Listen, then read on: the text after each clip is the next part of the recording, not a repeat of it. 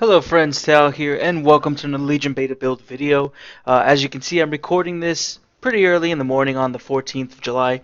This is about the beta build that came out on the 12th. Sorry for the delay in actually releasing this. It took me a little bit of time to actually get a chance to record this.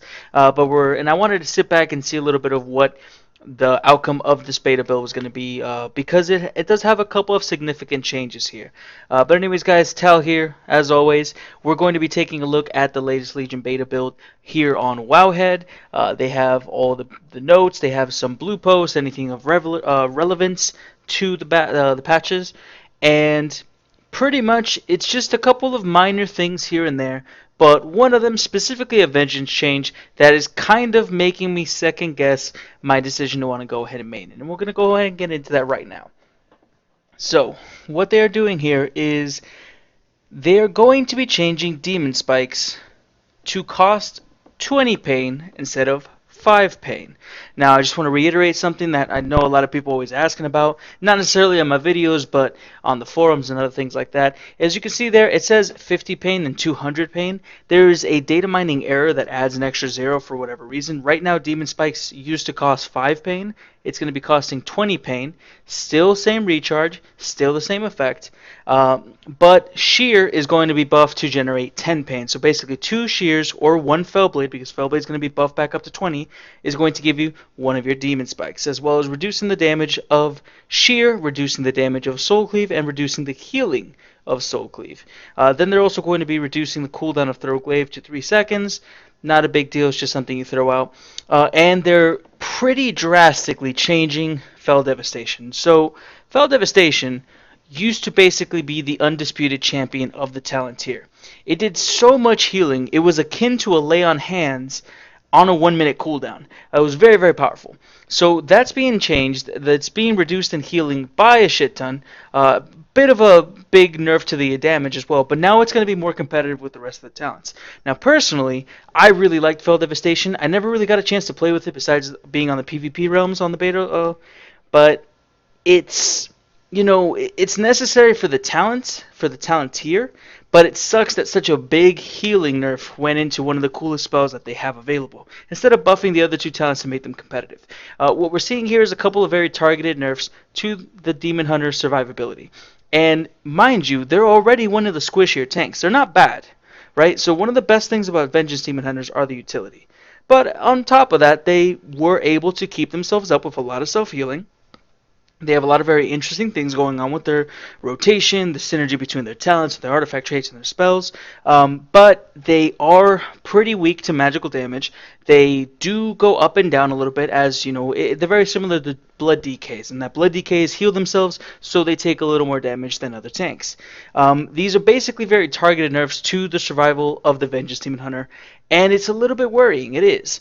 As you can see here, they actually buff Spirit Bomb so that you heal for 10% of all damage you deal to enemies with frailty. That's nice, but it's not really gonna compete with the fact that Soul Cleave got nerfed and Fell Devastation got nerfed. They buffed the attack power of Fell Eruption as well, just to give it a little bit of a bigger boost, which is nice. But again, you're losing a lot of self healing there. And that's something important to keep in mind. And here you go, you can see that Fell Blade was changed to 20 pain. So I'm going to go ahead and go over the rest of the changes before I circle back around to my overall thoughts about the Vengeance changes. But as far as Blood's mastery got nerfed. So already right now, Blood's mastery for Blood Death Knights isn't very, very powerful. It's honestly kind of not a shitty stat, but not a stat you're going to be looking for. And it's been nerfed to 12% instead of 16%, creating a physical damage absorption shield when you Death Strike. So not a nerf that they needed. By no means. I mean, I've been repeatedly complaining about the amount of health that you get from Death Strike. Nerfing the shield on top of it isn't great at all. And I'm not really sure why they would do that, to be completely honest. They're also going to be nerfing Unending Thirst, which is one of the artifact traits, and you're going to be getting less leech and less of a damage boost to Death Strike when you have that up. Beyond that, I don't think anything else really changed for Blood DK as far as I can see. So Death Strike was buffed to be 10% of maximum health instead of 7. That might account for the Mastery nerf, but I mean, Mastery was already pretty shit for them either way, so I don't really see that being too much of a big change, or a big deal, to be honest. So then we look at Guardian, and Guardian got some nerfs to their damage. Mangle and Maul was nerfed a little bit. Stampeding Roar was just changed from positions. Some of the artifact traits, the damage values were changed a little bit. Overall, this beta build has some targeted nerfs to tank DPS, which is fine. They needed it.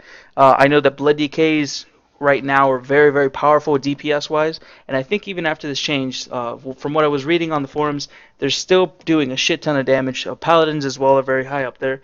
But obviously you're seeing targeted nerfs to the DPS as well as the survivability specifically of the Vengeance Demon Hunter with a couple of tweaks to the Blood DK. So you can see here, Brewmaster has some more number value changes for Chi Wave, Eye of the Tiger, and Rushing Jade Wind. It's actually a buff to Eye of the Tiger, a buff to Rushing Jade Wind, and I think that's a buff to Chi Wave as well. I'm not a math person, but I mean that number's bigger than that number, so probably a buff, right? And let's see, I think there was one other change if I'm remembering correctly. I think that Brewmaster Chi Burst got buffed, which is good because Chi Burst is already something you're going to be taking pretty much baseline as a Brewmaster. It's just so fantastic, such a great spell. Okay, so then we're coming over to Protection. So, I think this is, okay, so this is a Protection version of it. It's going to be, you're going to be getting Divine Steed a little bit earlier, Guardian Ancient Kings a little bit earlier, or later. Not big deal, this isn't something you're going to be worrying about. We're talking about tanking, so let's keep going through here. Retribution. General, doesn't look like too much of a change.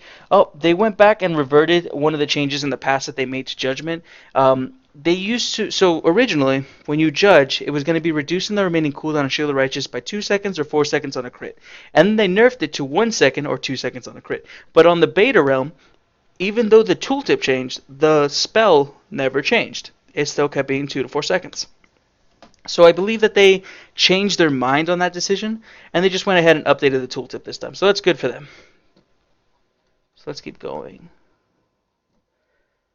Oh, all these other classes we don't talk about. So we're going to go through here. And Protection finally. Okay. So Berserker Rage, they're just changing when you get some of these abilities.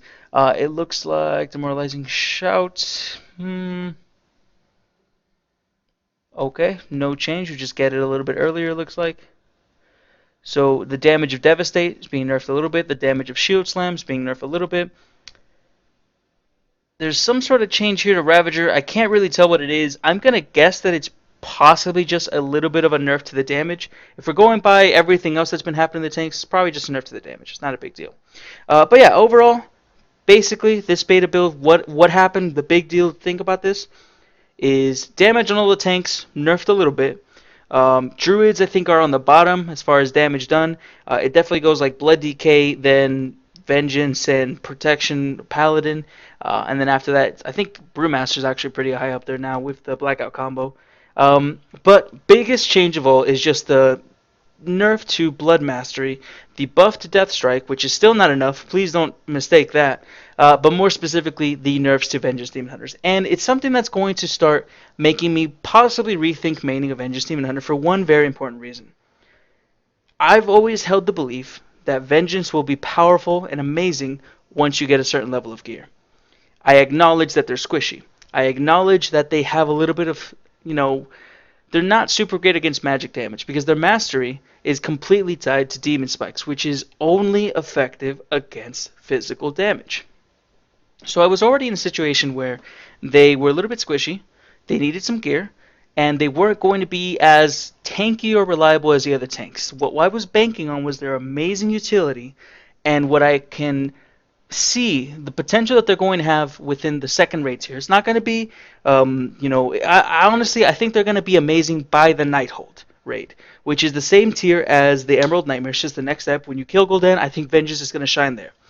But the problem is, they keep doing targeted nerfs to their survivability. What this means for me is I'm a raider that's going to be doing split pushes, right? So I'm going to be doing, not split pushes, but that's, I'm thinking about Here's the Storm.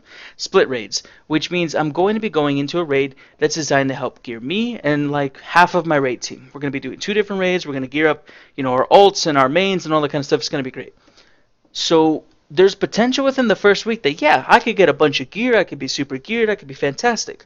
Or I can go on a tank like a warrior or a druid that don't need a bunch of gear to be super tanky, but we'll just get better with gear, and then eventually switch over to Vengeance once I have enough gear, once we're in a different raid tier, and I can justify bringing it.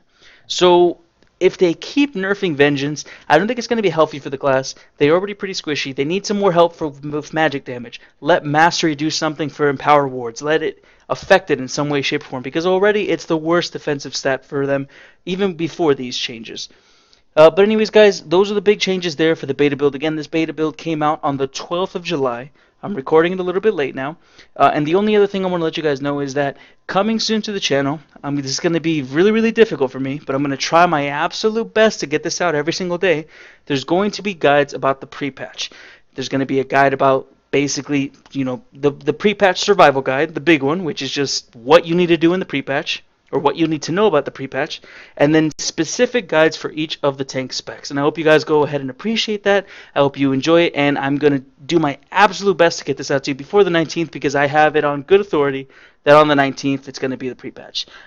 It might not happen, who knows, but just in case, I'm going to be pushing these out as fast as I possibly can to get this content to you guys. But thank you so much, guys. I appreciate you all greatly. I hope you have a wonderful day, and I'll see you again sometime soon.